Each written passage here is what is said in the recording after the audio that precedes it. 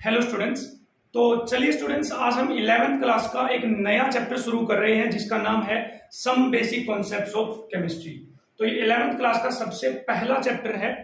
तो जो नए स्टूडेंट्स हैं, जिन्होंने अभी 10th पास आउट जो स्टूडेंट हैं, जिन्होंने अभी 11th में एडमिशन लिया है, तो ये उनके लिए बहुत ही जरूरी है ताकि वो एक रिदम पकड़ सकें, क्योंकि 11th में आकर उनको थोड़ी सी डिफिकल्टी होती है।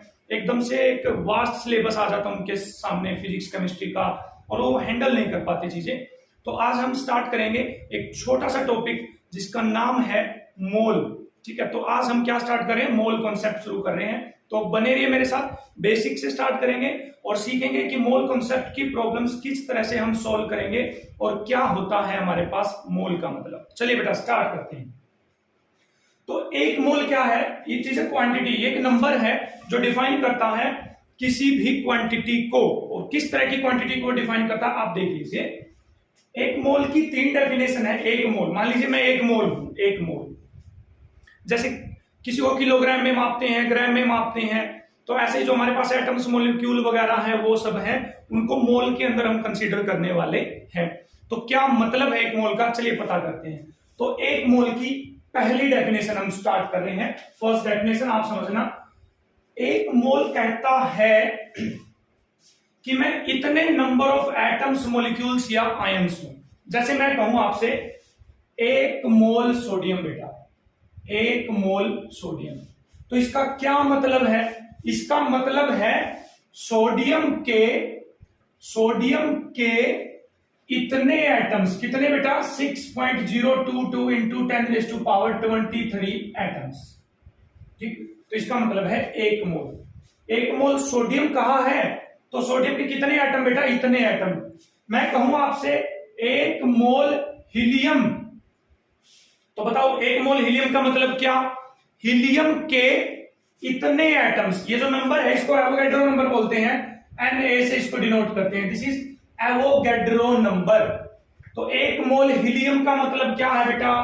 हीलियम के इतने एटम्स, हीलियम के इतने एटम्स। और पढ़ते हैं थोड़ा सा, एक मोल CO2 का क्या मतलब है?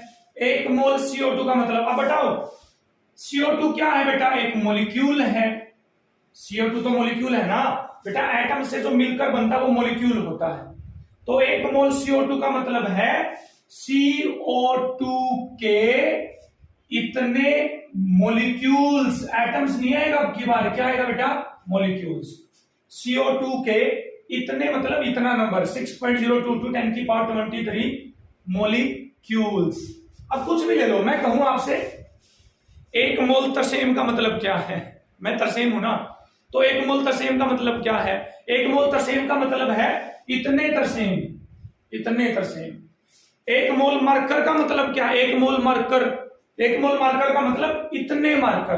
तो अब जहां पर भी एक मोल आ जाए, एक मोल एटम हो, चाहे मॉलिक्यूल हो, चाहे आयंस हो, चाहे कुछ भी हो, एक मोल का मतलब क्या है बेटा? इतना नंबर, इतना 6.022 10⁻23 इतना नंबर है। किसका मतलब? एक मोल का मतलब। तो ये पहली डेफिनेशन हुई हमारे पास किसकी बेटा? एक मोल की। Are you clear? ठीक है, क्लियर हो बिल्कुल। चलिए छोटा सा क्वेश्चन कर लेते हैं बेटा, छोटा सा क्वेश्चन। ठीक है, आपके पास 12.044 इंटू 10⁻23 एटम्स हैं किसके? सोडियम के। किसके हैं बेटा? सोडियम के।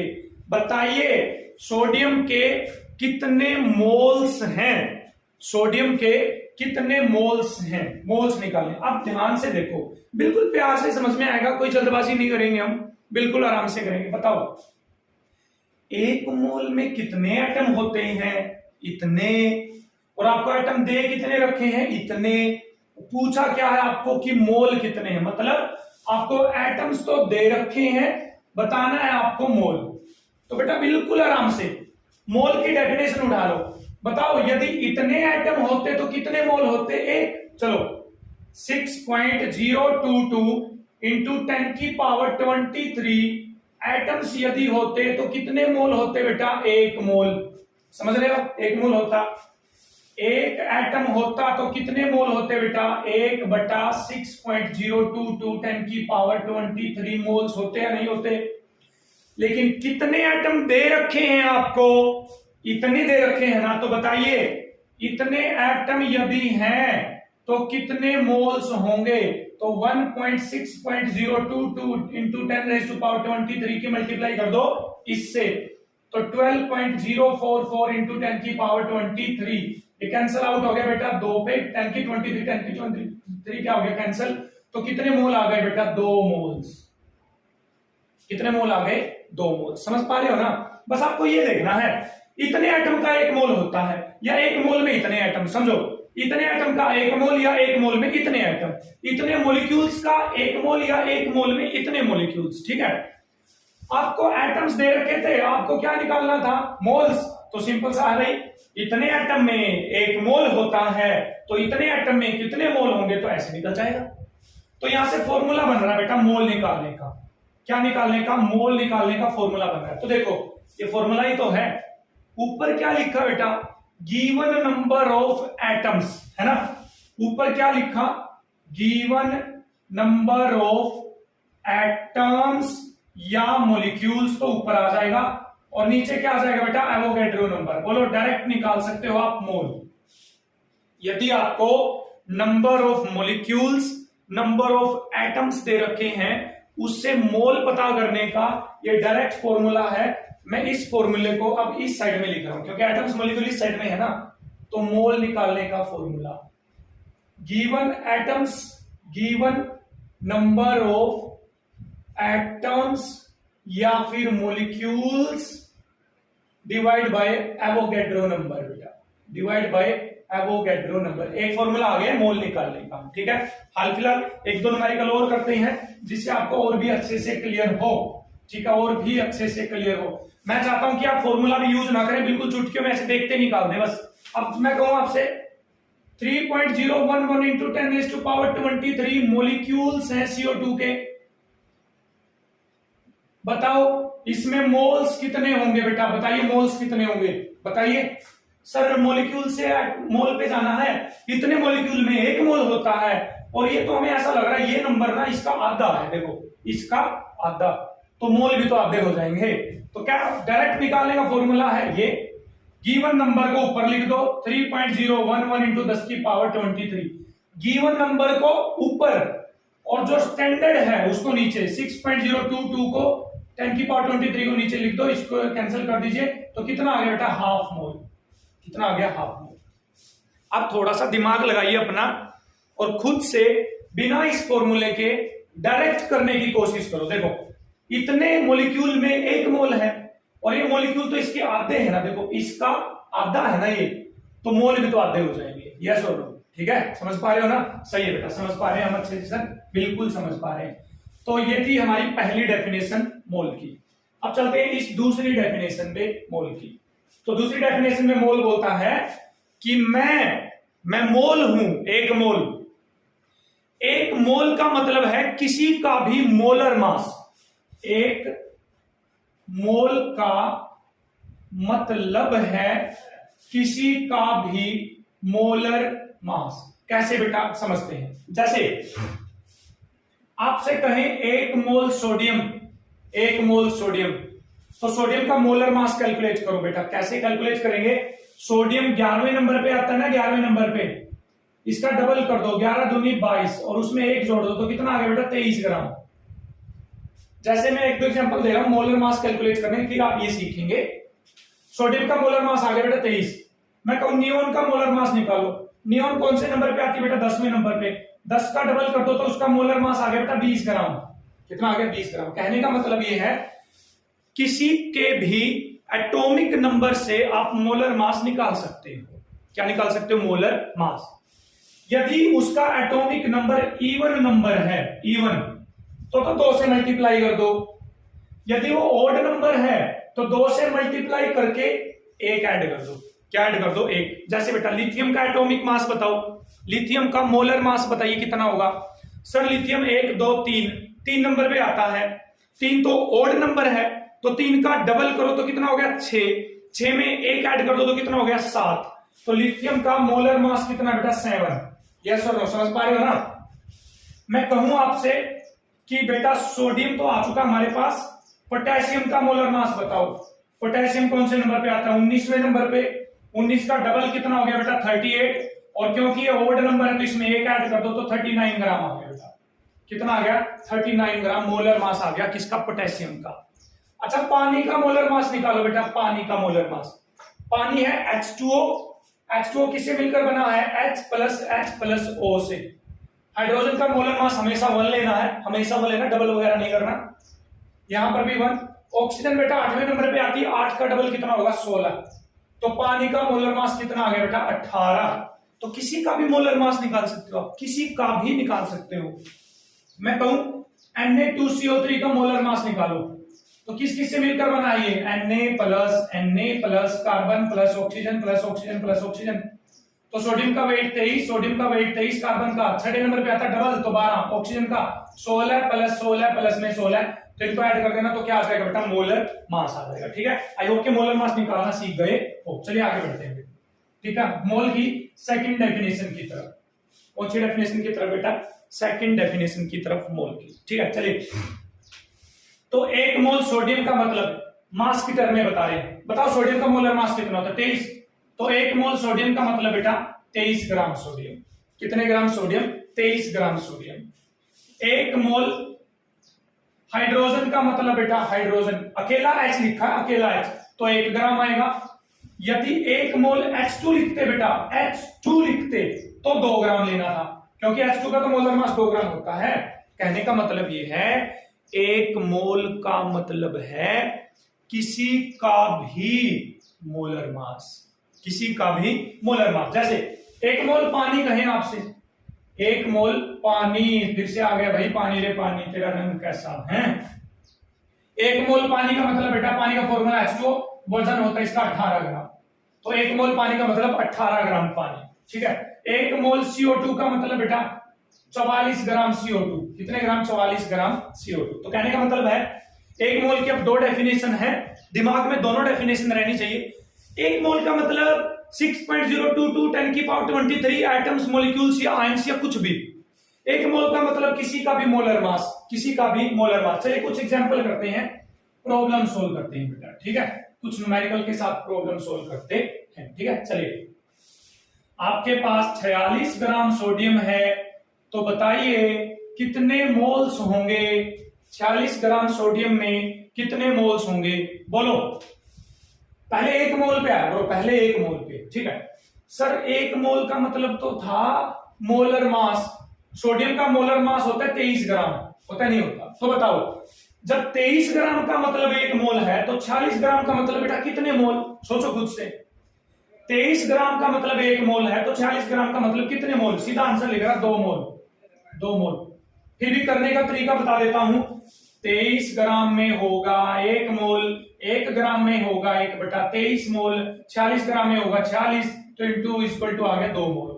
ठीक है, तो यहां पर भी मोल निकालने का फॉर्मूला आ गया हमारे पास, डायरेक्ट मोल निकालने का फॉर्मूला। और वो क्या है? जो आपको मास दे रखा है ना, दे रखा है, जैसे यहां पर 46 ग्राम दे रखा था, वो तो ऊपर आएगा, तो गिवन मास तो बेटा आएगा ऊपर। नीचे क्या आएगा? Molar mass. क्या आएगा? Molar mass. तो मोलर मास आ जाएगा बेटा नीचे। तो इस तरह से आप डायरेक्ट मोल निकाल सकते हो यहां पर भी। ठीक है, सभी के फॉर्मूले में साथ साथ में लिख रहा हूं। जैसे बेटा, जैसे जैसे सुनिए सुनिए सुनिए, 54 ग्राम पानी, 54 ग्राम पानी, 54 ग्राम्स ऑफ वाटर, कितने मोल्स होंगे बेटा इसमें? बताइए कितने मोल्स होंगे 54 ग्राम ऑफ वाटर के अंदर? ठीक है, बोलिए। पानी का मोलर मास कैलकुलेट करो पहले ना, मोलर मास, क्योंकि मोलर मास में 1 मोल होते हैं। पानी का मोलर मास सर 18, तो 18 ग्राम में 1 मोल, 1 ग्राम में बेटा 1/18 मोल, तो 54 ग्राम में कितने हो जाएंगे? 54 से मल्टीप्लाई कर दे तो कितना आ गया बेटा? 3 मोल्स। कितना आ गया? 3 मोल्स। डायरेक्ट फॉर्मूले से निकाल सकते थे क्या? सोचो, गिवन मास ऊपर, तो 54 तो आया ऊपर। मोलर मास किसका? जिसका आपसे पूछ रखा है, किसका? पानी का मोलर मास बेटा 18, तो कितना आंसर आ गया बेटा यहां पर? 3 मोल। कितना आंसर आ गया? 3 मोल आ गया। ठीक है, निकाल पा रहे हो नहीं निकाल पा रहे? अच्छे से निकाल पा रहे हो ना? ठीक है, थोड़ा सा और रिलेट करें। आपसे कहें 88 ग्राम CO2 में कितने मोल होंगे?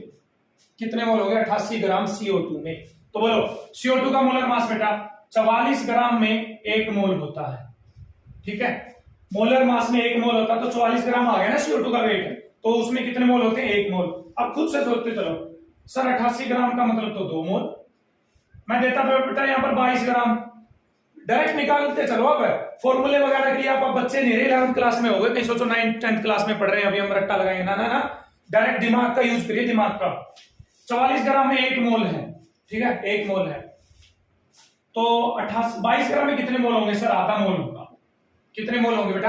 आधे मोल होंगे। ठीक है, 132 ग्राम में कितने मोल होंगे बेटा? 132 ग्राम में तो 132 डिवाइड बाई 44 कर दो, तो काटोगे तो आई थिंक भाई 3 चौके 12 3 आएगा, आई थिंक 3 आएगा बेटा। कितना आएगा? 3 मोल। ठीक है, तो कुछ नहीं है, आपको यदि स्टैंडर्ड पता है ना, स्टैंडर्ड का मतलब 1 मोल में इतने एटम और इतने एटम में 1 मोल।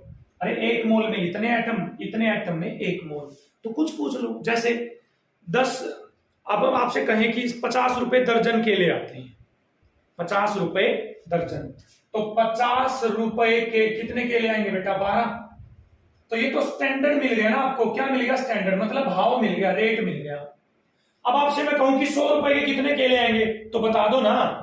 50 रुपए के 12, 1 के 12 बता 50, 100 के तो इंटू में 100। अब मैं ये पूछूं 24 केलों के कितने रुपए देने पड़ेंगे, 24 केलों के कितने रुपए देने पड़ेंगे, तो 100 रुपए देने पड़ेंगे, बता दोगे ना। तो ये मोल भाव ही तो है। 1 मोल का एटम कितने? इतने एटम में कितना? 1 मोल। तो आपको यदि मोल दे रखा है तो एटम निकाल लो, एटम दे रखे तो मोल निकालो। जैसे यहां से निकाल रहे हो 50 रुपए के 12 केले, 12 केले 50 रुपए के, 24 केले 100 रुपए के, 100 रुपए के 24 केले, ऐसे निकाल लीजिए बस। फिर मोलिकुलर मास की टर्म में रेट आ गया, भाव आ गया, मोल भाव। 1 मोल का मतलब मोलर मास का मतलब 1 मोल। जैसे 44 ग्राम CO2 का मोलर मास कितना था? 44 ग्राम।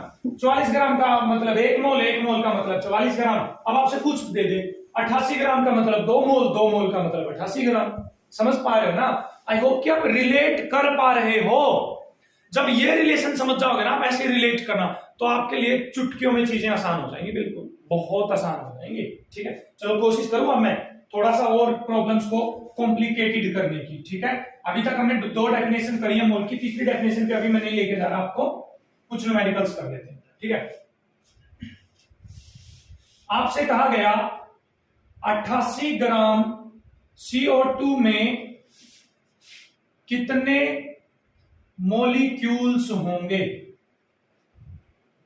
कितने मॉलिक्यूल्स होंगे, ये पूछा गया। अब ध्यान से समझो, मोलर मास भी 1 मोल के इक्वल है, इतने मॉलिक्यूल भी 1 मोल के इक्वल है। तो बताओ, जब ये भी 1 मोल के इक्वल है और ये भी 1 मोल के इक्वल है, तो ये और ये आपस में भी तो इक्वल होंगे, आपस में भी तो इक्वल होंगे ना। समझ पा रहे हो नहीं समझ पा रहे हो? जैसे अब इन्होंने CO2 की बात करी है बेटा, किसकी बात करी है? CO2 की। बताओ CO2 का मोलर मास लिखो कितना है? मोलर मास होता है CO2 का सर 44 ग्राम। कोई दिक्कत तो नहीं है? कोई दिक्कत तो नहीं है? 44 ग्राम में कितने मोल होंगे बेटा? 1 मोल। कोई प्रॉब्लम तो नहीं है? मोलर मास में 1 मोल होता है, कोई प्रॉब्लम तो नहीं है? और 1 मोल में बेटा कितने एटम होंगे, कितने मॉलिक्यूल होंगे बेटा? 6.022 10 की पावर 23 मॉलिक्यूल्स होंगे या नहीं होंगे? तो बोलो ये CO2 के लिए रिलेशन आ गया नहीं आ गया? तो CO2 के लिए रिलेशन आ गया कि 44 ग्राम में 1 मोल होता है और 1 मोल में इतने मॉलिक्यूल होते हैं। अब बताओ आपको कितने ग्राम दे रखा बेटा? 88 ग्राम। तो बताओ 88 ग्राम में कितने मोल होंगे बेटा? 2 मोल। पहले मोल निकालो ना, given mass divide by molar mass. 88 बटा CO2 का मोलर मास बेटा 44, तो कितना आ गया? 2। तो 2 मोल आ गए। अब बताओ जब 1 मोल में इतने मॉलिक्यूल हैं तो 2 मोल में कितने मॉलिक्यूल होंगे? तो इसका डबल हो जाएगा नहीं हो जाएगा? तो 12.044 10 की पावर 23 आ जाएगा नहीं आएगा? तो इसका मतलब ये आंसर आ गया नहीं आ गया? बोलिए आया या नहीं आया? सर आ गया, ये तो आसान है। तो रिलेट करना सीखो बेटा। मैं कोशिश करूंगा आपको रिलेट करवा पाऊं यहां पर, और आप भी कोशिश करना आप रिलेट कर पाओ ऐसे। तो बोलो 88 ग्राम में मॉलिक्यूल निकालने थे तो पहले मोल निकाल लो ना, पहले क्या निकाल लो, मोल, और मोल से कहां चले जाओ, मॉलिक्यूल पे। जैसे एक और करते हैं, चलिए सीखने की कोशिश करना, बस आप न्यूमेरिकल्स जरूरी है भाई, न्यूमेरिकल के बिना कुछ नहीं होने वाला, ठीक है। चलिए चलते हैं, आपसे कहें 36 ग्राम पानी में कितने मॉलिक्यूल्स हैं पानी के। 36 ग्राम पानी दे दिया, आपको पानी के मॉलिक्यूल्स बताने हैं। पहले आप खुद से कैलकुलेट करने की कोशिश कर लीजिए बेटा, आपको वेट से मॉलिक्यूल्स पे जाना है। वेट से कहां जाना है बेटा आपको, मॉलिक्यूल्स पे। ट्राई टू कैलकुलेट, करिए कोशिश, तो चलिए करें। तो पहले कहां चले जाओ बेटा, मोल पे। पहले स्टैंडर्ड लिखो, मोल भाव लिखो। पानी है ना, पानी का मोलर मास बेटा 18 ग्राम, कोई दिक्कत। 18 ग्राम में कितने मोल होंगे, 1 मोल, कोई प्रॉब्लम। और 1 मोल में कितने मॉलिक्यूल होंगे बेटा, 6.022 10 की पावर 23 मॉलिक्यूल्स होंगे, कोई प्रॉब्लम तो नहीं है, नहीं है सर, बिल्कुल। अब यहां कितने ग्राम दे रखा बेटा, 36 ग्राम। तो 36 ग्राम में पहले मोल निकालो, given mass divide by molar mass वाले फॉर्मूले से, ठीक है। 36 बटा 18 तो कितने मोल आ गए, 2 मोल।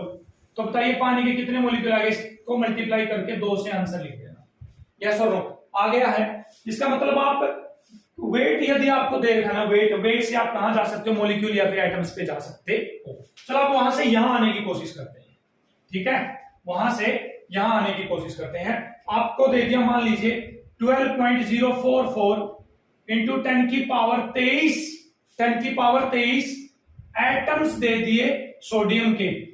इनका वेट बताना है आपको, कितना होगा बेटा, क्या बताना है, इनका वेट, समझ पा रहे हो ना, वेट बताना है। तो वही बात है बेटा, स्टैंडर्ड पकड़ लो, क्या पकड़ लो, स्टैंडर्ड।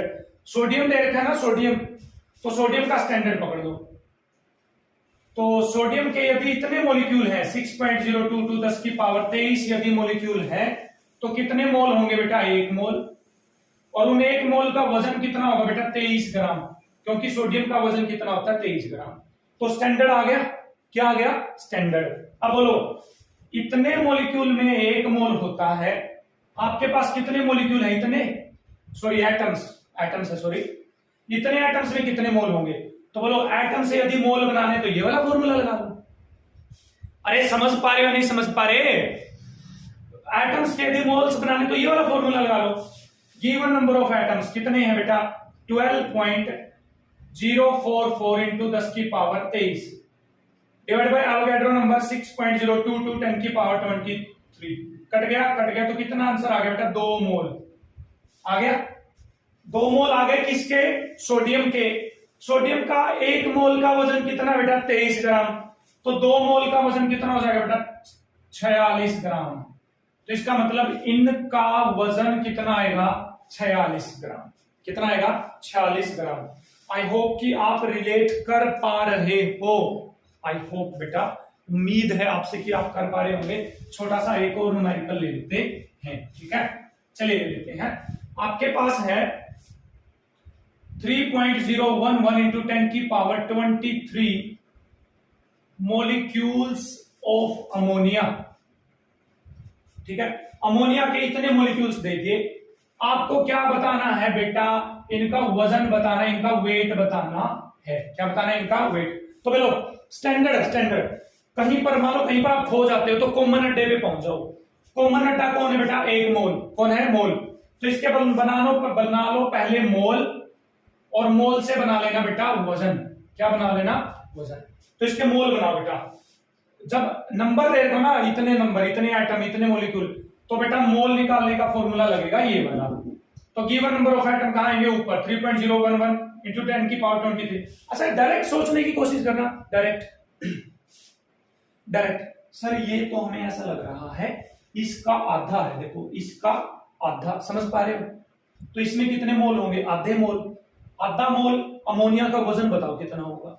1 मोल अमोनिया का वजन 15 और 3 18 होता है, तो आधे मोल का वजन कितना होगा बेटा, 9 ग्राम। ऐसे भी निकालोगे तो ऐसे भी यही आंसर आएगा, 622 इंटू 10 की पावर 23। कट गया तो 1/2 आधा मोल आ गया।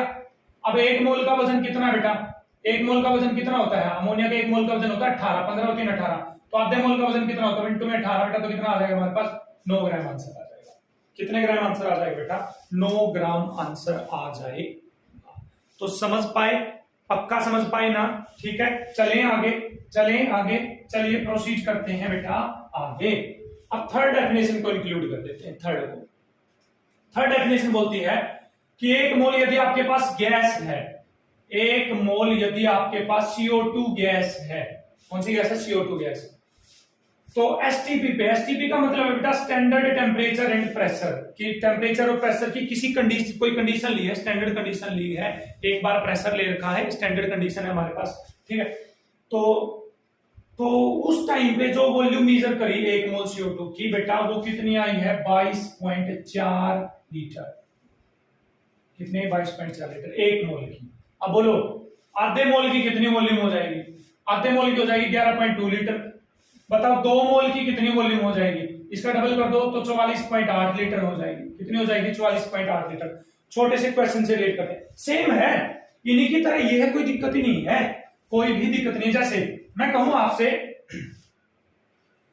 44.8 लीटर हाइड्रोजन गैस है एसटीपी पे, कितनी बेटा? 44.8 लीटर। इसके मोल बताओ कितने? बताओ इसके मोल कितने? खुद से सोचिए और बताइए इसके मोल्स कितने होंगे? इसके मोल्स कितने होंगे? सर ये तो आ ही गया। अरे क्या बेटा, हलवा हो गया चीजों का, बिल्कुल हलवा हो गया है, ठीक। 22.4 लीटर का मतलब कितना मोल है? एक मोल। तो 44.8 लीटर का मतलब कितना होगा बेटा? तो देखिए 22.4 लीटर में होते हैं एक मोल, 1 लीटर में होंगे एक बेटा 22.4 मोल, इंटू में 44.8 में होंगे 44.8, मल्टीप्लाई कर दीजिए, 2 आ गया आंसर। कितना आ गया? 2 आंसर। तो इसका मतलब यदि वॉल्यूम दे रखी है तो मोल निकालने का एक और फॉर्मूला आ गया हमारे पास, गिवन वॉल्यूम होगी ऊपर, डिवाइड बाय आ जाएगा 22.4 litre at STP, at STP. समझ गए बेटा? ठीक है, तो इसका मतलब आपके पास यदि वॉल्यूम दे रखी है तो भी मोल बना सकते हो, आपके पास कोई वेट दे रखा, वजन दे रखा तो भी मोल बना सकते हो, आपके पास मॉलिक्यूल दे रखे हैं तो भी मोल बना सकते हो। तो जब ये तीनों की तीनों चीजें मोल के इक्वल हैं, तो ये तीनों की तीनों चीजें आपस में भी इक्वल होंगी। किसमें भी इक्वल होंगी? आपस में भी। जैसे समझना, CO2 की बात करते हैं बेटा, 1 मोल CO2 है, ठीक। तो इसका आप समझना मतलब क्या है? अब जो मैं बता रहा हूं निचोड़ बता रहा हूं इस वीडियो का बेटा, और आप समझ भी जाओगे। 1 मोल CO2 का मतलब है बेटा 44 ग्राम CO2। कोई दिक्कत? क्योंकि 1 मोल का मतलब मोलर मास। 1 मोल CO2 का मतलब है बेटा एसटीपी पे उसकी वॉल्यूम होगी 22.4 लीटर। कोई दिक्कत नहीं सर? सर बहुत आसान होगी चीज। 1 मोल CO2 में कितने मॉलिक्यूल्स होंगे बेटा? कितने मॉलिक्यूल्स? कितने? 6.022 10 की पावर 23 मॉलिक्यूल्स होंगे, ठीक है, समझ गए? अब ये तीनों चीजें CO2 के लिए किसके इक्वल है? 1 मोल के इक्वल। अब समझना बेटा, अब पता नहीं ये वाली बात आप समझ पाओगे नहीं समझ पाओगे, कोशिश करना समझने की। अब मैं देखना इसको दूसरे में बोलता हूं, बताओ 44 ग्राम CO2 की वॉल्यूम कितनी होगी? 22.4 लीटर होगी या नहीं होगी? ये कैसे सर? जब 44 ग्राम CO2 1 मोल के इक्वल है और 22.4 लीटर CO2 भी 1 मोल के इक्वल है, तो 44 ग्राम CO2 की ही तो वॉल्यूम 22.4 लीटर होगी। समझ पा रहे हो? और इतने लीटर वॉल्यूम में कितने मॉलिक्यूल होंगे बेटा? 6.022 10 की पावर 23 मॉलिक्यूल्स होंगे या नहीं होंगे? बिल्कुल होंगे सर, बिल्कुल होंगे। चलिए एक छोटी सी प्रॉब्लम कर लें एक छोटी सी प्रॉब्लम कर लो सर, एक छोटी सी प्रॉब्लम कर लो सर। चलिए बेटा कर लेते हैं एक छोटी सी प्रॉब्लम।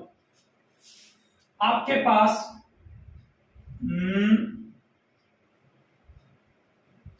11.2 लीटर H2 गैस है। कौन सी गैस है बेटा? H2 gas. इसका आपको बताना है इसमें मोल कितने होंगे, आपको बताना है इनका वेट कितना होगा, आपको बताना है इसमें मॉलिक्यूल्स कितने होंगे, H2 के मॉलिक्यूल्स कितने होंगे। आसान है।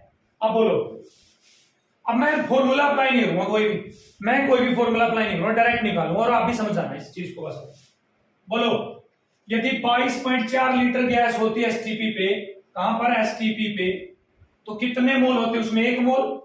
लेकिन ये है कितनी? 11.2। इसका आधा है या नहीं है? तो मोल आएंगे बेटा आधा मोल, 0.5 मोल्स। कोई दिक्कत नहीं सर, कोई दिक्कत नहीं सर। चले आगे चलते हैं। अब बताओ, मोल जब आधा हो गया है, 1 मोल H2, 1 मोल H2 का वजन बताओ कितना था? 1 मोल H2 में तो हाइड्रोजन 2 हाइड्रोजन है ना, 1 + 1 तो कितना वजन? 2 ग्राम। 1 मोल H2 का वजन 2 ग्राम है, तो आधी मोल हाइड्रोजन का वजन कितना होगा बेटा? आधा ग्राम होगा या नहीं होगा? सॉरी, 1 ग्राम। कितना? 1 ग्राम। समझ पा रहे हो चीजों को? रिलेट कर पा रहे हो ना? बिल्कुल सर। अब बताओ, 1 मोल H2 में कितने मॉलिक्यूल्स होते हैं? इतने। तो आधा मोल H2 में कितने मॉलिक्यूल्स होंगे? इसका आधा हो जाएगा ना, तो 3.011 10⁻23 मॉलिक्यूल्स। तो देखो, अब समझने की बात करो, हमने लीटर को आधा करा था, 22.4 लीटर की जगह कितना लिया था? 11.2। सब कुछ आधा हो गया, नहीं हो गया? मोल भी आधा हो गया, ये भी आधा हो गया, ये भी क्या हो गया? हाफ। कर पा रहे हो अब तो रिलेट? यस और नो? सर कर पा रहे हैं। आई होप कि बेटा आप कर पा रहे हो छोटे से न्यूमेरिकल से, और हम कोशिश करते हैं सीखने की। ठीक है, चलिए बेटा कोशिश करते हैं सीखने की। चलिए ठीक है, आपको दे दिया 18.066 इंटू 10⁻23 मोलिक्यूल्स ऑफ कौन सी गैस ले लेते बेटा आपकी बार? चलिए NO2 गैस ले ली मैंने। कौन सी गैस ले ली बेटा? NO2। ठीक है, NO2। बताइए इसमें कितने मोल्स होंगे? बताइए बेटा, इनका कितना वेट होगा बेटा? बताइए बेटा, इसमें कितनी वॉल्यूम ऑक्यूपाई करेगा ये एसटीपी पे? कितनी वॉल्यूम ऑक्यूपाई करेगा एसटीपी पे? चलिए बेटा बताइए, हरियप बताइए सर। ये सीधा दिख रहा है हमें, इसका तो ट्रिपल लग रहा है। देखो 6 का ट्रिपल लग रहा है। ठीक, वैसे डायरेक्ट फॉर्मूले से भी निकाल सकते हो आप। मोल निकालने का फॉर्मूला गिवन ऊपर नीचे वो आ जाएगा 18.066 10⁻23 तो ऊपर, और नीचे आ जाएगा 6.022 10⁻23 कट गया तो आएगा 3 मोल। या डायरेक्ट भी लगा सकते थे दिमाग अपना सीधा 3 मोल। वजन बताओ बेटा, NO2 का वजन निकालो। 16 32, 2 ऑक्सीजन का 32, नाइट्रोजन का आएगा बेटा 15, 7 दूनी 14, 15, 5 और 2 7, 3 और 1 4, 47 वजन होता है। कितना होता है? 47। अब बताओ 1 मोल NO2 का वजन कितना होता है? 47। कितने मोल आए? 3 मोल, तो 3 × 47 वजन आ जाएगा। यस और नो? सर आ जाएगा, बिल्कुल आ जाएगा।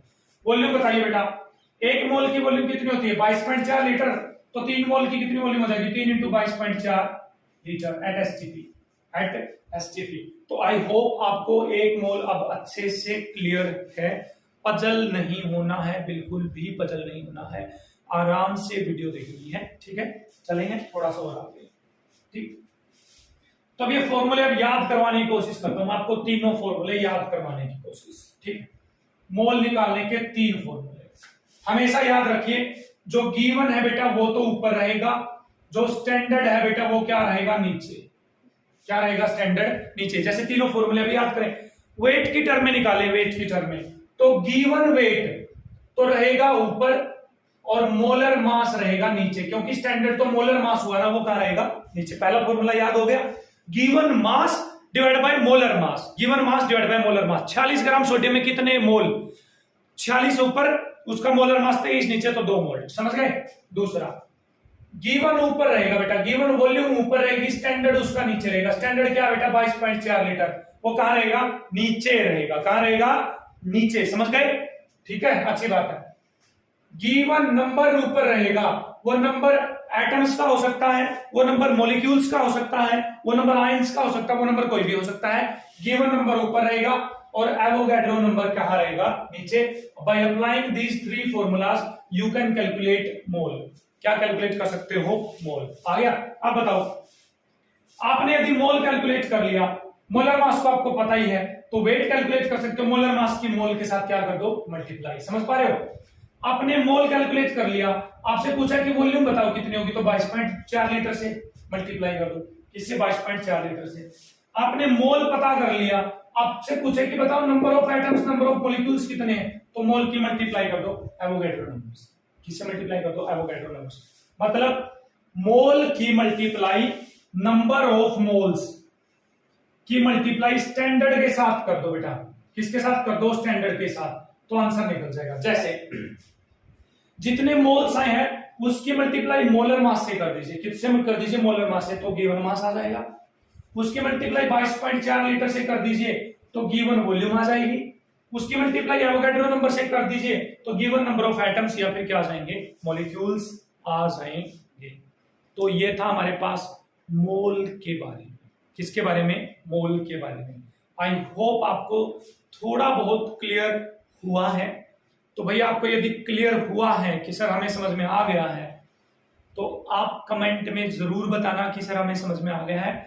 आप यदि कमेंट में बताते तो इससे हमें मोटिवेशन मिलता है, मोटिवेट हम हो जाते हैं कि हाँ भैया अच्छे से बच्चों को समझ में आ रहा है।